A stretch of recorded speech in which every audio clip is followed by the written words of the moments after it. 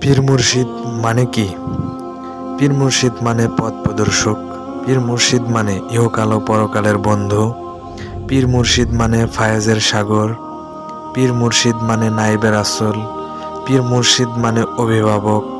পীর মুর্শিদ মানে মহান আল্লাহ ও তার রাসূল সাল্লাল্লাহু আলাইহি সাল্লামকে পাবার মাধ্যম।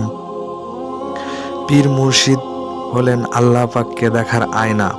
আয়না ছাড়া যেমন নিজের চেহারা দেখা যায় না, তেমনি মুর্শিদ ছাড়া মহান আল্লাহকে দেখা যায় না বা চেনা যায় না। পীর মুর্শিদ হলেন আল আউলিয়া ও রায়হানুল্লাহ, অর্থাৎ আউলিয়াগণ হলেন আল্লাহর সুভাষ।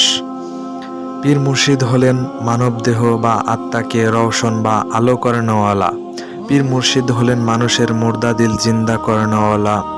মাওলানা রুমি রহমতুল্লাহ আলাইহি বলেন, এক জামানা সোহবতে বা আউলিয়া বেহতর আস সৎসালা তা আতে বেরিয়া, অর্থাৎ শত বৎসরের খাঁটি ইবাদতের চেয়েও অলিগণের সান্নিধ্যে এক মুহূর্ত বসা অনেক উত্তম।